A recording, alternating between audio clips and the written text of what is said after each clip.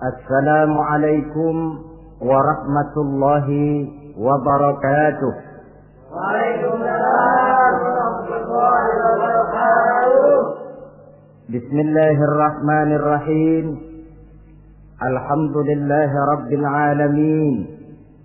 Wassalatu wassalamu ala ashrafil anbiya'i wal mursalin sayyidina wa maulana وحبيبنا وشفيعنا محمد وعلى آله وأصحابه المجاهدين الطاهرين أما بعد. Saudara-saudara kaum muslimin rahimakumullah. Pada pertemuan kali ini kita akan membicarakan riwayat Nabi Allah Ibrahim alaihi salam. Beliau termasuk salah satu dari 5 orang rasul yang merupakan kelompok yang dikenal dengan ulul azmi, yaitu para rasul yang dinilai mempunyai kelebihan di dalam keutamaan, ketabahan, keuletan, dan sikap istiqomah di dalam berjuang. Jumlahnya ada 5, yaitu Nabi Nuh, Nabi Ibrahim, Nabi Musa, Nabi Isa, dan Nabi Muhammad alaihi wassalatu wassalam. Sebagaimana yang kita maklum bahwa Nabi Allah Ibrahim alaihi salam lahir pada masa pemerintahan Raja Namrud laknatullah alaih. Namrud adalah figur yang lebih merupakan kekuatan daripada keadilan, lebih merupakan kezaliman daripada kebijaksanaan. Ia seorang raja yang memerintah secara sewenang-wenang, lalu dengan segala macam cara berusaha mempertahankan kekuasaannya. Itu sebabnya di hari-hari menjelang kelahiran Nabi Allah Ibrahim alaihi salam, entah oleh karena rasa takut dan khawatir akan munculnya orang-orang yang dapat menumbangkan kekuasaannya, entah karena bisikan ahli nujum atau dukun-dukun yang memang banyak mengelilingi istananya, ia memutuskan untuk membunuh seluruh bayi yang dilahirkan dalam bentuk laki-laki.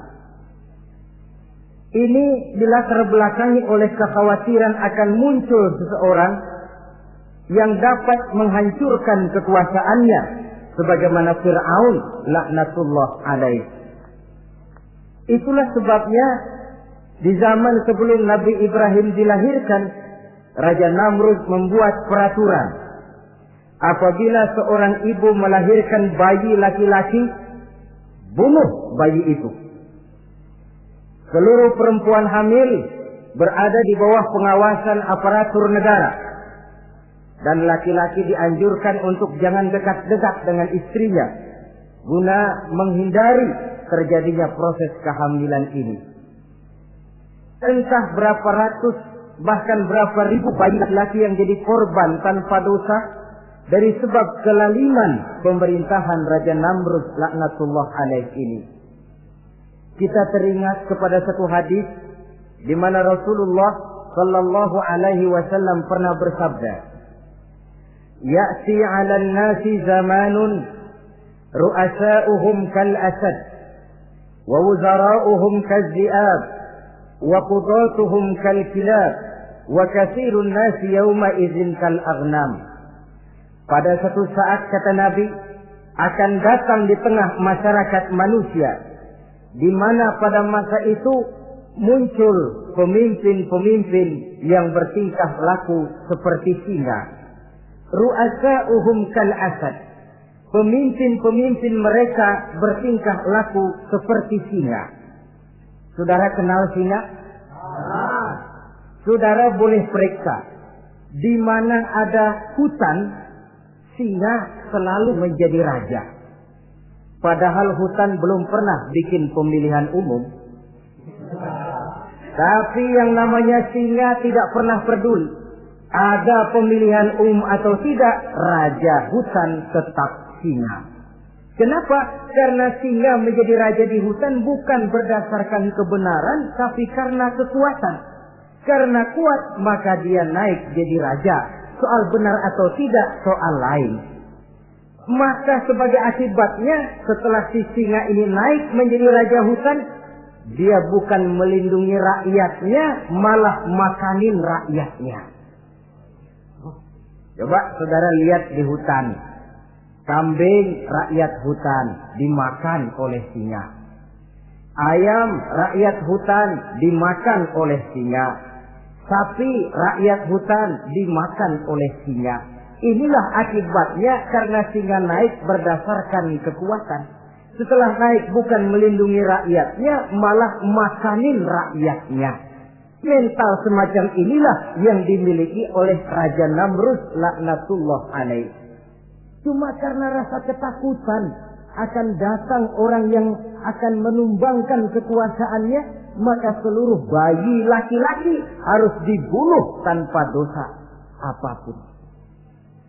Itulah kata Nabi, akan datang di tengah masyarakat manusia muncul pemimpin-pemimpin yang mentalnya seperti singa. Nah kalau yang jadi pemimpin sudah seperti singa, wa wuzara'uhum kadzi'ab, yang jadi wazir, yang jadi menteri, kata Nabi, lagunya seperti serigala. Nyetel ini, tapi serigala. Apa serigala itu? Saudara tahu dalam dongeng anak-anak, serigala itu kan binatang yang paling licik. Untuk terang-terangan dia tidak berani karena tidak punya kekuatan seperti sang singa. Maka dia pakai ilmu kelicikannya. Serigala itu kalau ingin makan daging ayam, pakai bulu ayam. Kalau kepengen makan daging kambing, pakai bulu kambing. Pendeknya, serigala binatang yang menghalalkan segala macam cara asal tujuan tercapai. Itulah serigala. Lambang dari sifat kelicikan. Lempar batu, sembunyi tangan. Pengen makan daging ayam, pakai bulu ayam, nyaruh jadi ayam.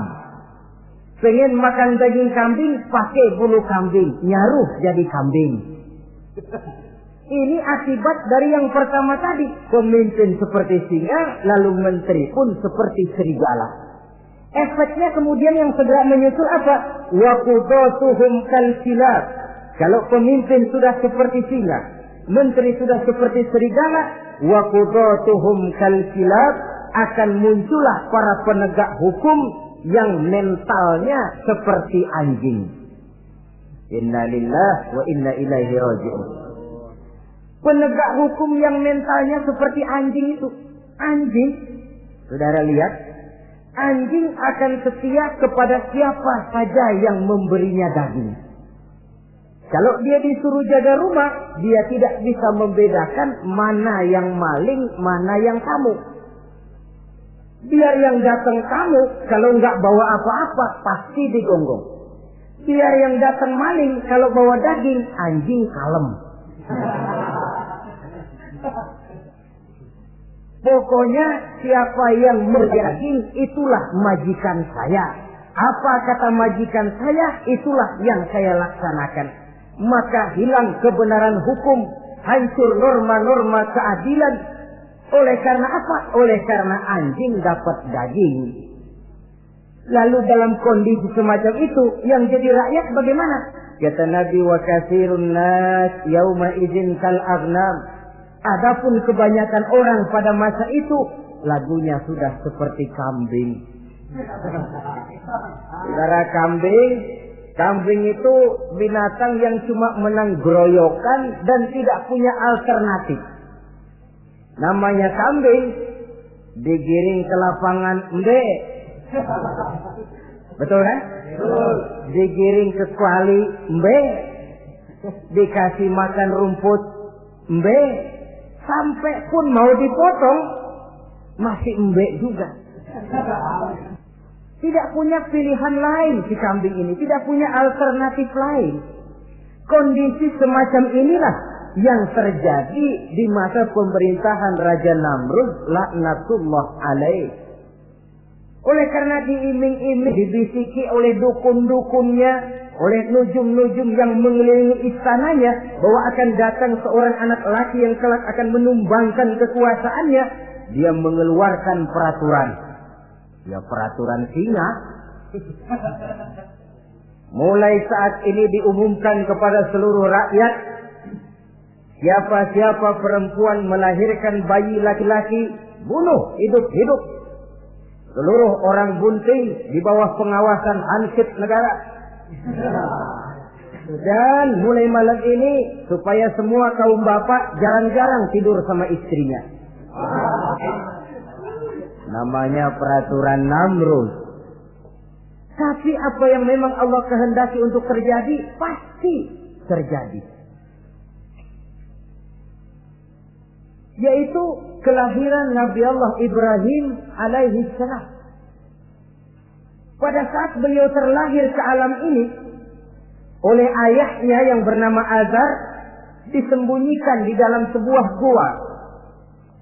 Di sini bertemu antara nurani seorang bapak dan ketaatan kepada raja. Dia ingin taat kepada raja, dia mesti membunuh anaknya. Tapi sebagai bapak, dia sayang kepada anaknya, dia harus selamatkan.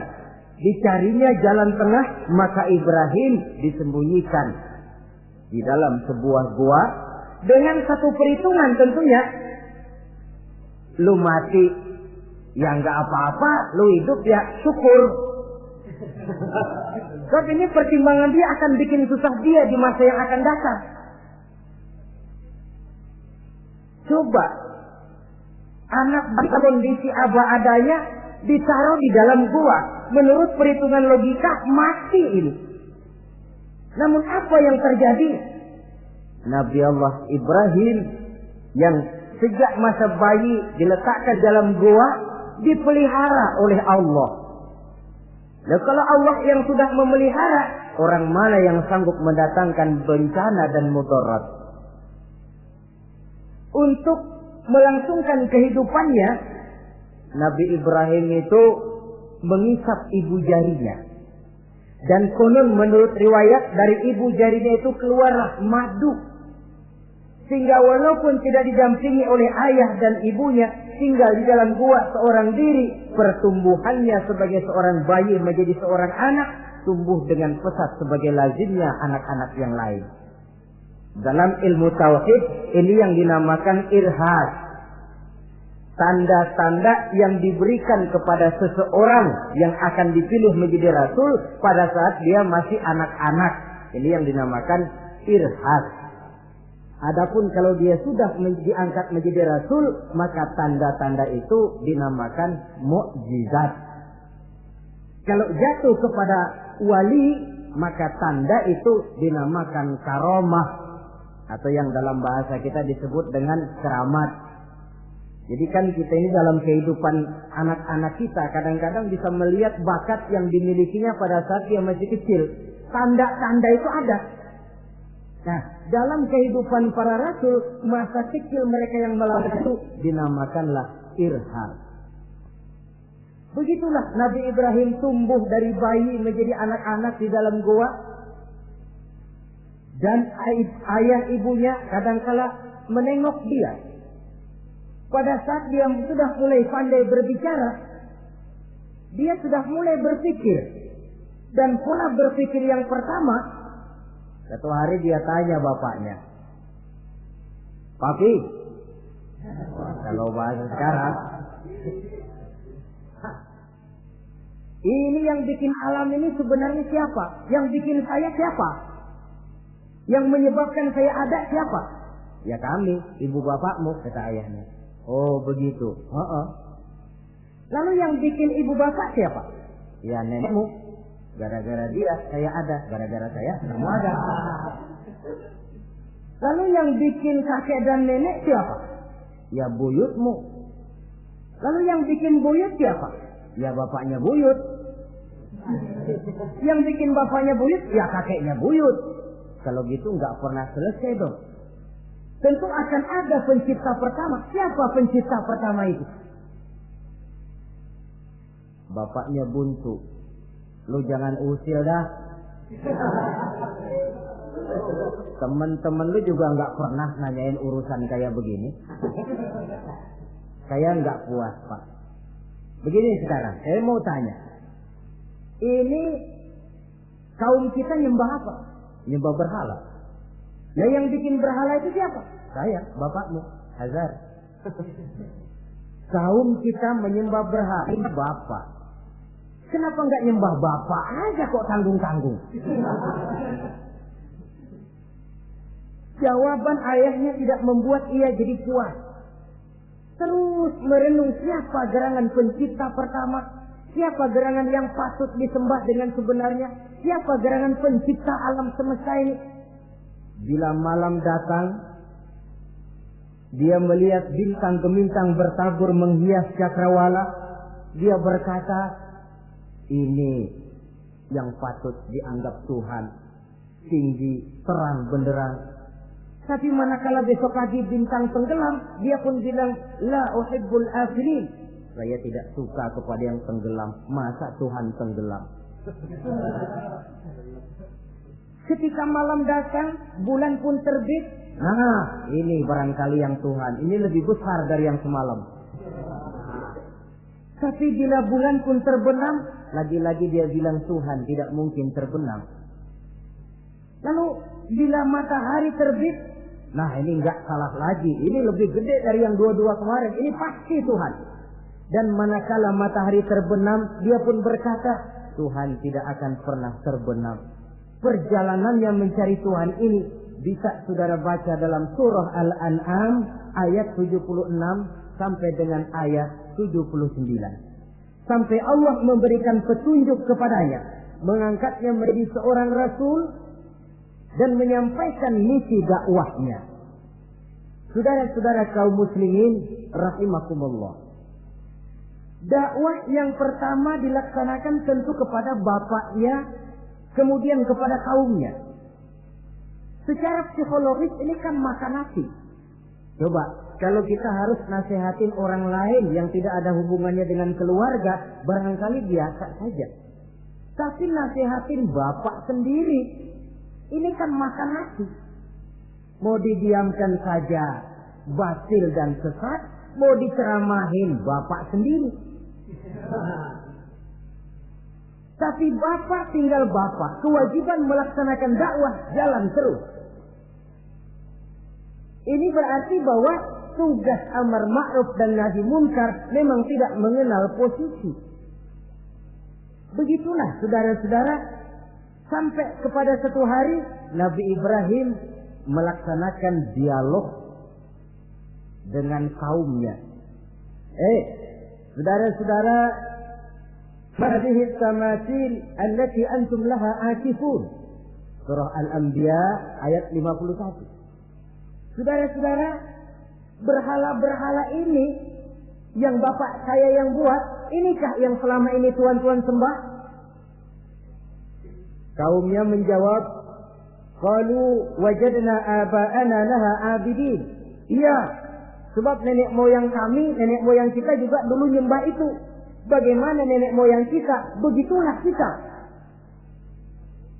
Jawab Nabi Ibrahim, laqad kuntum wa aba'ukum fi dhalalin mubin. Sebenarnya kamu dan nenek moyangmu sama, borongan satu gerbong sesat. Kok kamu ngikutin nenek moyang kamu? Mereka nggak berpikir, kamu nggak ikut berpikir. Mereka sesat, kamu ikut sesat. Kamu sudah hidup di satu zaman yang maju sekarang ini. Kenapa mau kembali ke zaman nenek moyang dulu? Menyembah berhala yang nyata-nyata tidak sanggup mendengar, tidak sanggup melihat, tidak sanggup memberikan manfaat mudarat. Pokoknya kalau kamu tidak tinggalkan berhala-berhala ini, satu saat pasti akan saya sikat dan saya hancurkan. Jadi saudara-saudara, prinsip dakwah itu memang tentu harus bil hikmah wal mau'izatil hasanah, dengan bijaksana dan dengan nasihat-nasihat yang baik. Tapi kalau sudah mencegah suatu kemungkaran, kata Nabi, man ra'a minkum munkaran falyughayyirhu biyadihi. Siapa di antara kamu yang melihat suatu kemungkaran, hendaklah dia berusaha merubah dengan kekuatan tangannya. Kalau dengan tangannya dia tidak sanggup, fabilisani, hendaklah dengan lidahnya. Kalau itu pun dia tidak mampu, fabiqalbi, hendaklah dalam hatinya. Dan mencegah suatu kemungkaran dengan hati, itulah nilai iman yang terendah adanya. Nabi Ibrahim melihat bahwa watak menyembah berhala ini sudah berurat dan berakar. Kenapa? Mereka mengembalikan itu kepada kebiasaan dan tradisi nenek moyang. Sama juga di zaman kita sekarang ini. Sudah kita menegakkan tauhid, membina sebersih-bersih iman, menegakkan semulus-mulus tauhid. Ada juga kelompok orang yang mau mengembalikan kita ke zaman nenek moyang, ke zaman animis, menghidupi tradisi nenek moyang dalam hal ibadah, dalam hal ubudiyah. Tentu merupakan langkah kemunduran adanya. Dan ini bukan barang baru. Umat Nabi Ibrahim sudah memberikan contoh. Kenapa kami menyembah berhala? Sebab nenek moyang kami menyembah berhala. Nabi Ibrahim jawab gampang aja. Iya lo, borongan, sekerbong, lempeng semua sesat. Kaum muslimin rahimakumullah. Dan bukan cuma kata, dibuktikan oleh Nabi Allah Ibrahim. Begitu Raja Namrud menurut satu riwayat bersama para tentaranya pergi berburu, Nabi Ibrahim ngintip-ngintip. Begitu Namrud keluar, beliau masuk. Kalau istilah kita, ke tempat Namrud ibadah, ke masjidnya dah. Di mana di situ tersimpan seluruh berhala yang mereka sembah, dari yang paling gede sampai yang paling kecil. Nabi Ibrahim masuk bawa kampak. Seluruh berhala-berhala yang ada di tempat itu habis dikampakin, hancur berantakan. Kecuali berhala yang paling gede, itu ditinggalin, nggak diapa-apain, dan kampaknya ditaruh di tangan berhala yang paling gede. Memang kebetulan tangannya lagi teracung begini, digantungkan kampak di situ. Nabi Ibrahim keluar. Adapun Namrud, ketika dia pulang dari perburuannya, mau melaksanakan ibadah, bukan main terkejutnya melihat Tuhannya berantakan.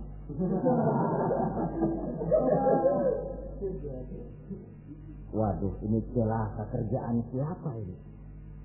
Dikumpulkan para intel negara, staf-staf khusus. Ini ada supersip masuk kemarin, mengganggu stabilitas peribadatan kita. Ini mesti dicari siapa biang keroknya ini. Cari sampai ketemu siapa yang menghancurkan Tuhan-Tuhan kita ini. Intel pun disebar. Ada yang ke kota, ada yang ke desa, ada yang pokoknya ke seluruh penjuru. Sampai ada yang desas-desuskan. Tuan Raja, gimana? Saya dengar selentingan berita. Berita apa? Pada waktu Tuan Raja pergi berburu, seorang anak muda bernama Ibrahim masuk ke tempat ibadah kita. Barangkali dia yang menghancurkan patung-patung kita. Kalau begitu cari, tangkap Ibrahim, tangkap. Panggil kepala intel. Dipanggil. Kamu cari orang namanya Ibrahim, tangkap. Kok ditangkap? Tangkap. Sebab menurut berita dia yang menghancurkan berhala-berhala kita. Ya tapi kan belum ada buktinya Pak. Soal bukti gampang belakangan, yang penting tangkap aja dulu.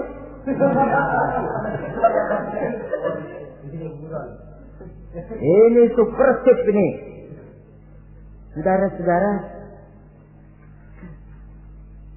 dicarilah Nabi Allah Ibrahim, ketemu, dihadapkan kepada Raja Namrud, disidang di pengadilan terbuka, disaksikan orang banyak, dibuka oleh Raja Namrud. Sidang luar biasa dalam rangka memeriksa dan mengadili tertuduh Ibrahim. Dengan ini kami nyatakan dibuka untuk umum.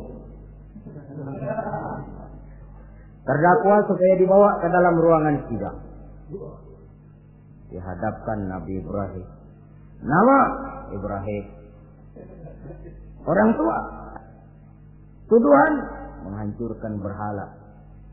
Hadza bi alihatina ya Ibrahim. Hai Ibrahim, benarkah kamu yang menghancurkan Tuhan-Tuhan kami? Ah, siapa bilang?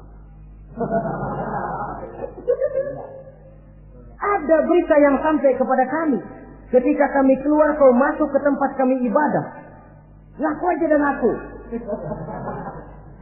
Daripada urusan jadi panjang, mendingan ngaku aja dah. Kata Nabi Ibrahim, enggak. Bal fa'aluhu kabiruhum hadza. Yang menghancurkan berhala-berhala Tuhan, berhala yang paling besar ini. Yang paling besar ini. Besarnya nunjuk ke patung, ininya nunjuk ke dirinya. Kabiruhum kepada berhala, hadza kepada dirinya sendiri. Wah, enggak, kata Nabi Ibrahim.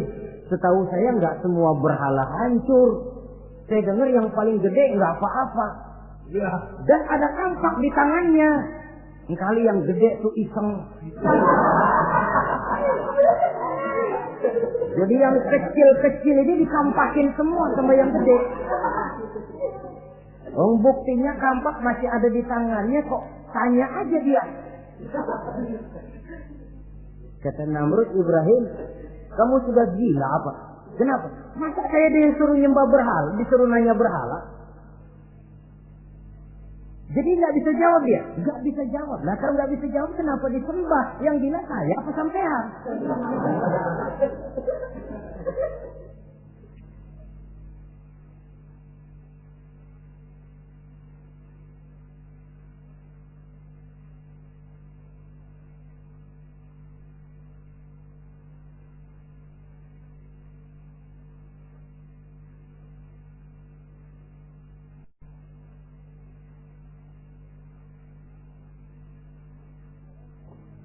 Merasa tidak sanggup menghadapi argumentasi yang diajukan oleh Nabi Allah Ibrahim, Namrud salap.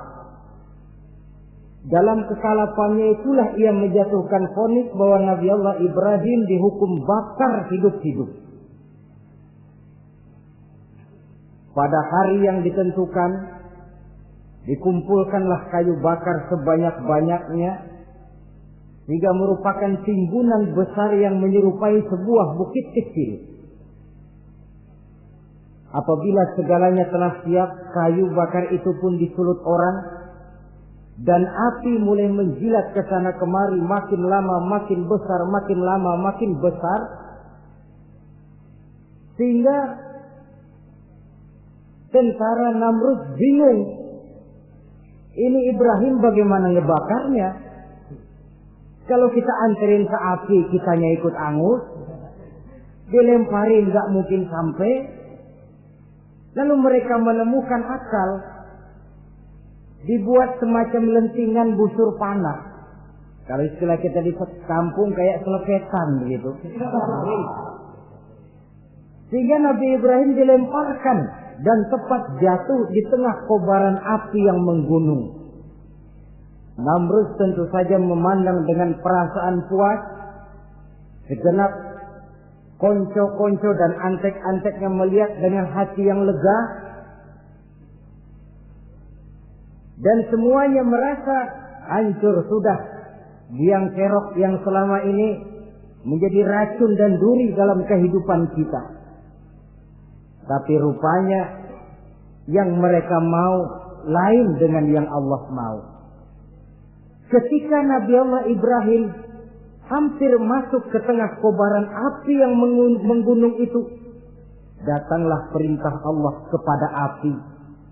Ya naru kuni bardan wa salaman ala Ibrahim.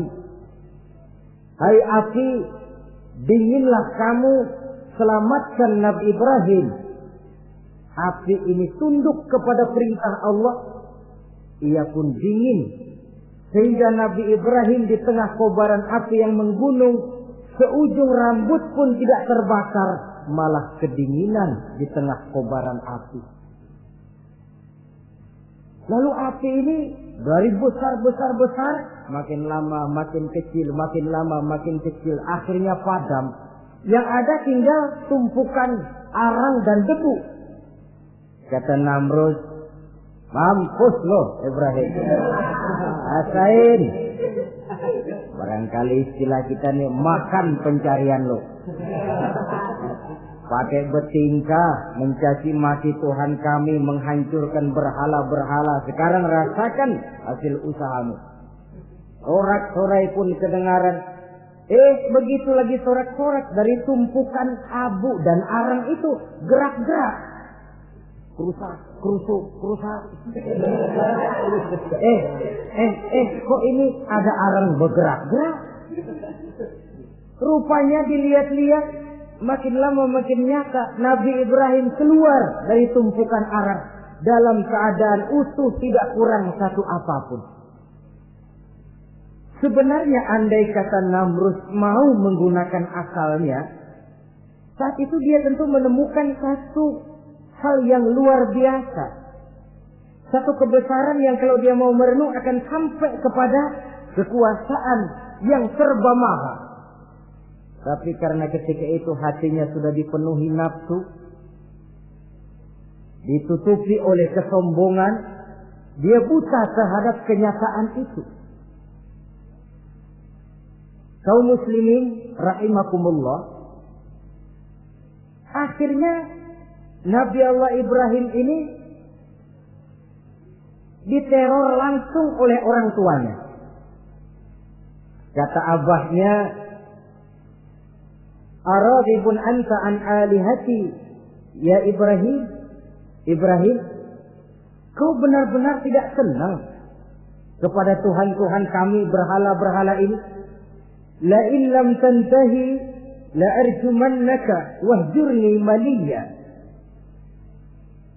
Kalau engkau tidak berhenti, hai Ibrahim, tidak berhenti memperkenalkan Tuhan seru sekalian alam, tidak berhenti mencela dan mencaci bahkan menghancurkan berhala-berhala kami, la arjumannaka, akan kami rajam kamu. Iya, kalau raja yang ngancam begini, orang tua beliau sendiri ngancam begini. Itulah tantangan dakwah, saudara-saudara. Kita melaksanakan dakwah ini tempo-tempo berhadapan dengan penguasa yang mentalnya macam Namrud. Tempo-tempo berhadapan dengan orang kaya yang pelitnya macam Qarun. Tempo-tempo berhadapan dengan orang tua yang mentalnya macam Azar.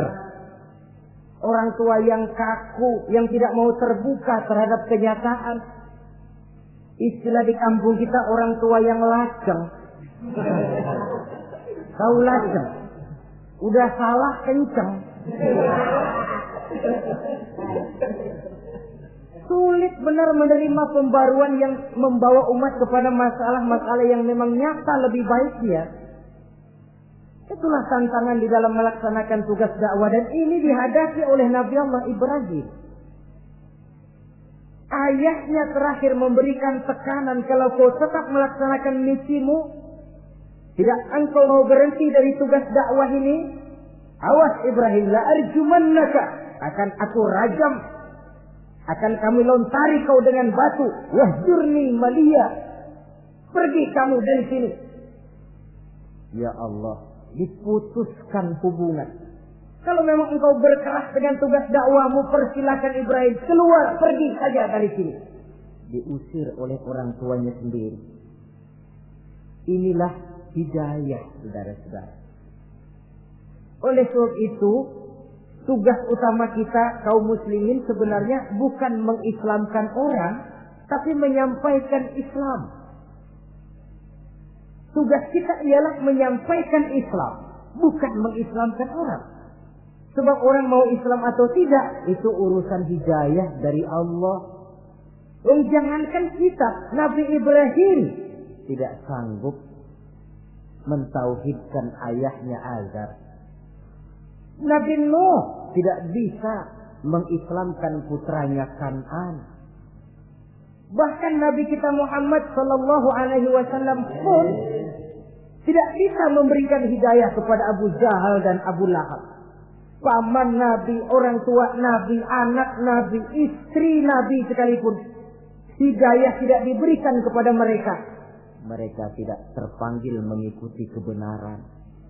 Kalau sudah kenyataan ini yang kita temui, kembalilah kepada konsep Quran. Allahumma inni qad ballaghtu, wahai Allah, seruanmu sudah saya sampaikan, dakwahmu sudah saya canangkan, ajakan kepada tauhid sudah saya sampaikan. Allahumma inni qad ballaghtu, sudah saya sampaikan ya Allah. Perkara mereka tidak mau ikut, itu karena semata-mata hidayah berada di tanganmu ya Allah. Kalau kemarin landasan dakwah kita, insya Allah tugas dakwah kita berkelangsungan. Kalau tidak, makan hati. Kita pikirin, ya orang gua ajak benar-benar nggak mau, ya dipikirin. Saya ajak ngaji malah dikasih maki. Saya ajak yang baik malah saya dicemoohkan. Kok begini dakwah? Akhirnya dipikirin, sakit jantungan.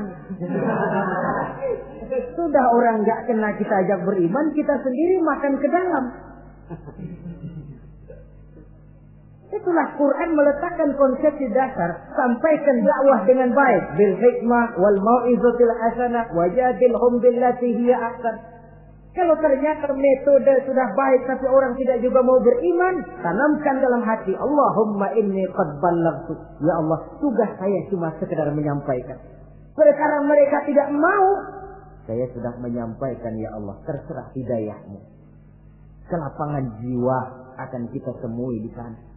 Entah berhadapan dengan penguasa yang punya mental kayak Namrud, bertingkah laku sewenang-wenang, aji mumpung, mentang-mentang kuasa lalu saenake dhewe,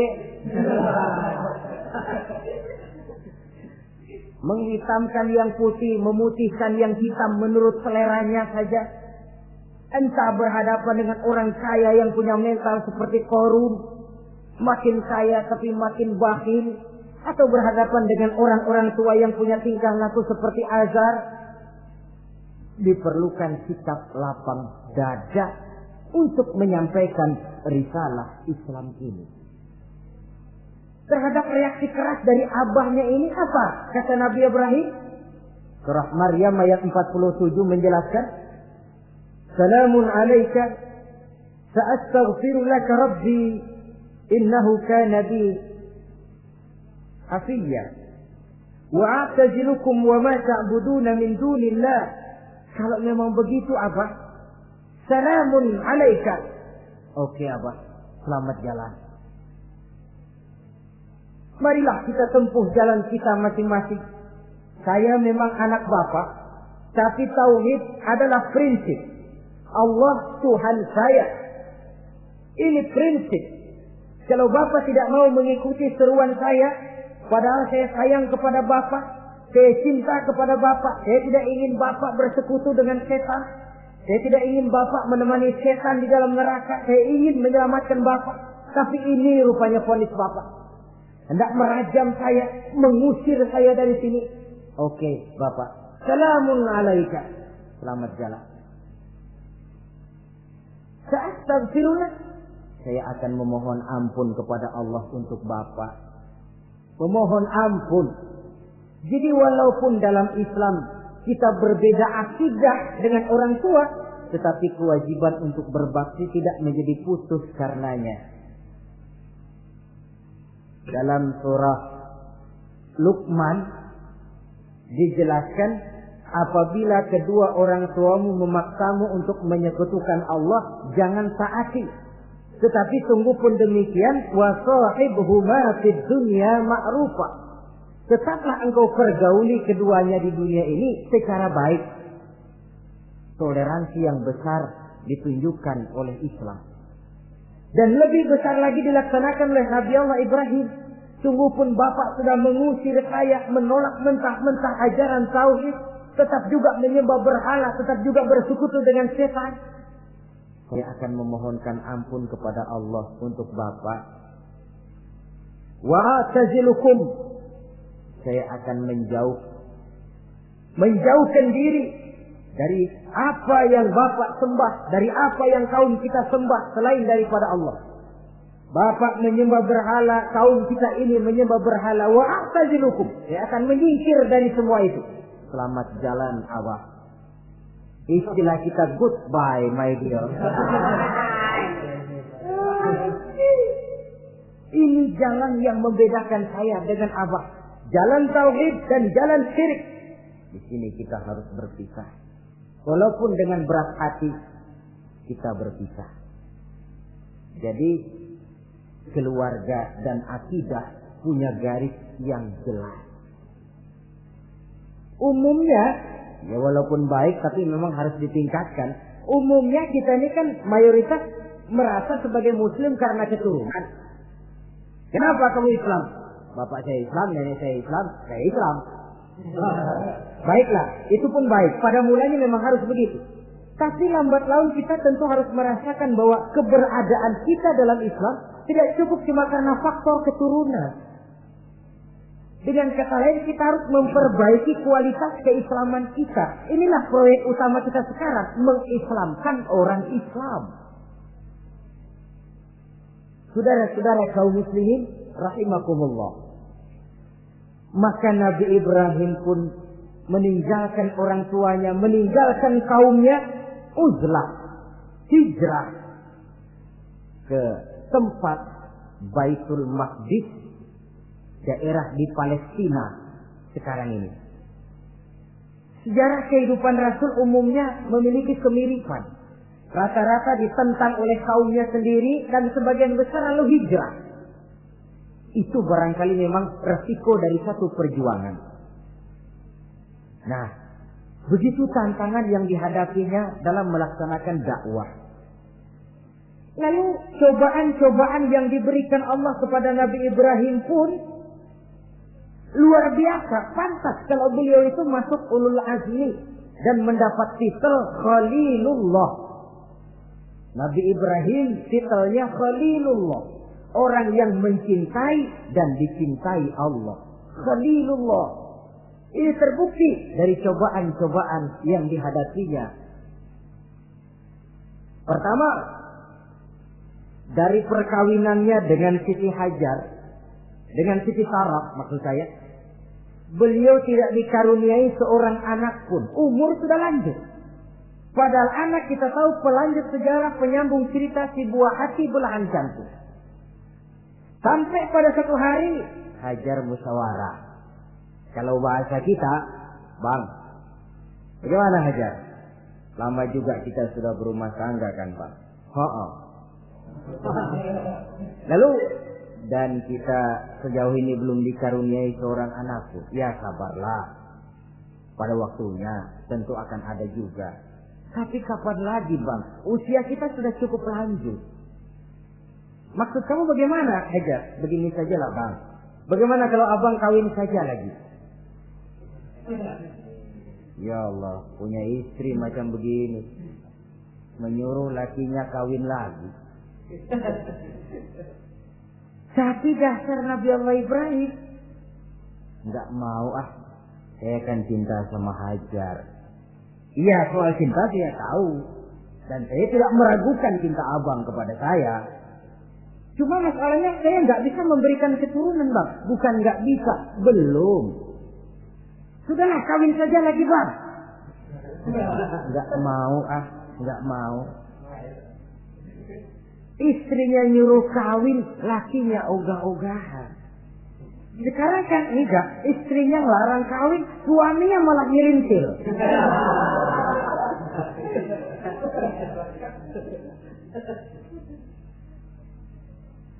Sampai ketika didesak kata Ibrahim, ya kalau itu yang Sarah Hajar mau, biarlah, jadilah. Saya mau kawin lagi dengan syarat kau yang mencarikan istri untuk saya itu. Oleh Siti Hajar dipilihkan Siti Sarah. Kawinlah Nabi Ibrahim dengan Sarah. Dari Sarah ini beliau dikaruniai seorang putra bernama Ismail alaihi salam. Nah, cobaan datang untuk menguji Khalilullah ini.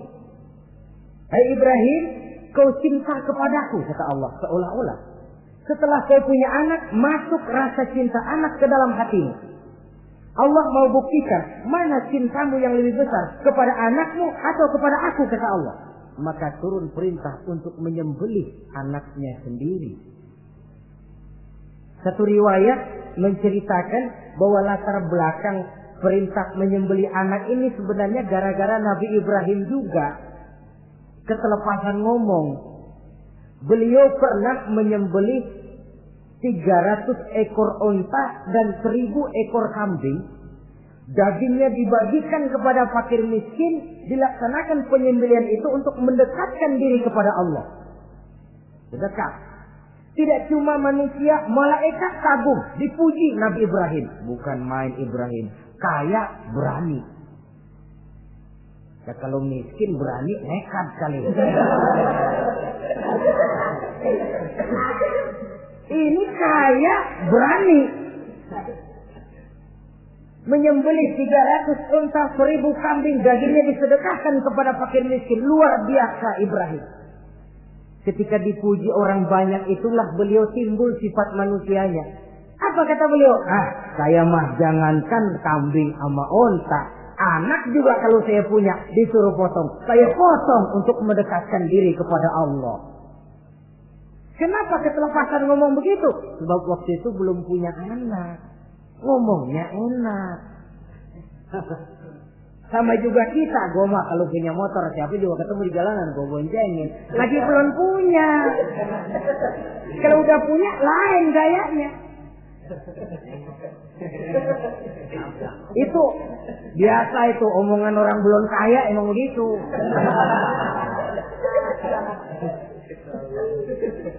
Saudara-saudara, sehingga omongan yang beliau sudah lupa bertahun-tahun bahkan puluhan tahun ini. Begitulah ketika sudah punya anak Ismail, falamma balagha ma'ahu sa'ya, ketika Ismail sedang lucu-lucunya dalam tidurnya mimpi turun perintah, ya Ibrahim uffi binuzrika. Hai Ibrahim, bayar nazarmu. Nazar? Iya. Apa nazar? Dulu pernah ngomong apa, ingat enggak? Jangankan cuma kambing, unta, anak pun kalau punya disuruh potong, saya potong. Jadi anggap nazar. Bayar nazarmu, potong anakmu. Dipikirin siangnya, semalam itu benar-benar perintah Allah apa cuma ngimpi? Kalau ngimpi kok jelas amat. Kalau perintah Allah kok kelewatan amat. Pakai anak disuruh potong, emang gak ada yang lain apa? 3 malam berturut-turut mimpi sampai beliau yakin ini memang benar perintah Allah. Dan dilaksanakan dengan berat hati. Pagi-paginya bilang kepada Siti Sarah, Sarah, Ismail mandikan, berikan pakaian yang baik, saya mau bawa pergi dia. Kemana bang? Pokoknya mau saya bawa. Berangkatlah anak beranak ini menuju salah satu bukit di daerah Mina. Ketika duanya sudah mau berangkat, iblis sibuk bukan main. Ini cobaan loh. Orang kalau mau ibadah, Pak, iblis paling gatal. Segala macam cara mereka lakukan agar orang jangan ibadah. Ini Ibrahim mau membuktikan cintanya kepada Allah. Ya Allah, lihatlah. Walaupun saya sudah punya anak, cinta saya kepadamu lebih besar ya Allah. Walaupun perintah ini menyembelih leher anak sendiri, saya potong karena melaksanakan perintahmu. Iblis ribut. Mula-mula dia bisikin Nabi Ibrahim. Hei Ibrahim, kau lihat anakmu di belakang itu. kecil, lucu-lucunya. Masa anak begitu mau dipotong? Tega kamu Ibrahim. Ini perintah Allah. Gak ada urusan sama ente. Kata iblis, waduh mantap juga nih. Kalau suaminya gagal, istrinya kali. Biasanya perempuan perasaannya lebih tinggi daripada pikirannya. Ini Siti Saroh barangkali, kalau Siti Hajar barangkali, kalau saya perdayai bisa terpedaya. Hajar, ya. Kamu tahu anakmu Ismail mau dibawa kemana? Saya tidak tahu. Mau dipotong oleh suamimu Ibrahim. Mau dipotong. Dipotong. Kok bisa begitu? Iya, katanya ini perintah Allah. Iblis, kalau memang ini perintah Allah, jangankan cuma anak saya Ismail, saya juga ibunya mau ikut dipotong. Wah, kata iblis nih gilaan lagi dari laki. Saya kira karena perempuan bisa barangkali dilemahkan semangatnya, saya tidak. Ismail nih masih kecil kali ini, gampang dikelecehin. Ismail, kau mau dipotong oleh ayahmu? Dipotong. Dipotong. Kok bisa begitu? Katanya perintah Allah. Kalau memang ini perintah Allah, saya siap. Iblis mau ngomong lagi, Nabi Ibrahim Ismail ngambil batu disambitin iblis. Izhab ya la'in, pergi, laknat, terkutuk kamu. Nyambitinnya itu sampai sekarang jadi ikutan dalam salah satu pelaksanaan ibadah haji yang disebut jumrah, melontar. Itu simbol permusuhan abadi antara manusia dengan iblis. Jadi kalau ada orang mau berbuat baik, iblis itu datang dari 3 penjuru. Dari bapak, dari anak, dari istri. Kadang-kadang bapaknya nggak kena, istrinya dibujukin.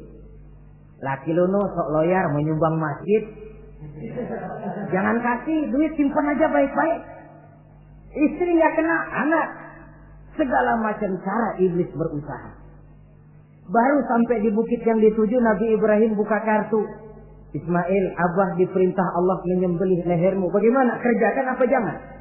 Kalau memang itu perintah Allah, kerjakan Abah. Insya Allah Abah akan menemukan saya termasuk orang sabar. Ini jawaban anak soleh. Coba kalau jawaban anak pintar nggak soleh, bukan begitu. Ismail, saya disuruh motong lehermu, bagaimana? Kenapa saya Pak? Bapak aja yang tuaan potong.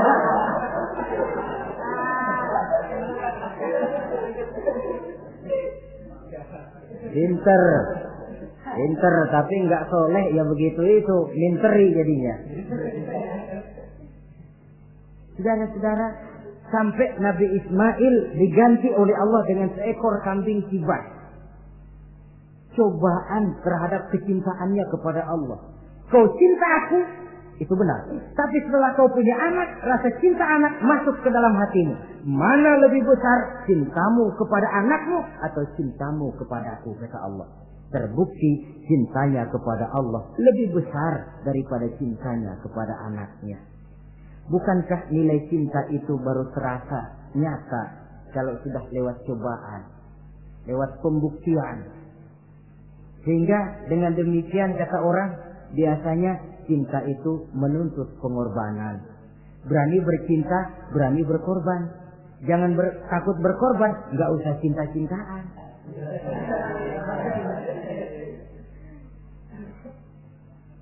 Saudara-saudara, sebab kalau orang sudah berbuat untuk sesuatu yang dicintainya, sangat boleh jadi si lemah akan jadi kuat, yang jauh jadi terasa dekat, yang takut jadi berani. Kalau orang sudah melakukan sesuatu untuk yang dicintainya. Seorang bapak karena cintanya kepada anaknya, dia rela pergi pagi pulang sore, peras keringat banting tulang supaya hari depan anaknya lebih baik daripada dia. Seorang suami yang cinta kepada istrinya, tidak soal dia kepanasan dan kehujanan, mencari yang sulit-sulit yang diinginkan oleh istrinya. Contoh paling dekat saja, kalau istrinya sedang mengidam, dia tengah malam buta minta mangga dan gak musim mangga, rusak-rusak suaminya cari mangga. Cinta memang membuat yang jauh jadi terasa dekat. Lalu cobaan lain ketika turun perintah melaksanakan khitan. Umur beliau menurut riwayat Abi Daud sudah umur 80 tahun. Di zaman belum ada pisau cukur, silet, gunting, kulit sudah alot. Tapi ini perintah Allah, laksanakan, resiko belakangan. Nabi Ibrahim pandai memilah mana kepentingan pribadi, mana perintah Allah.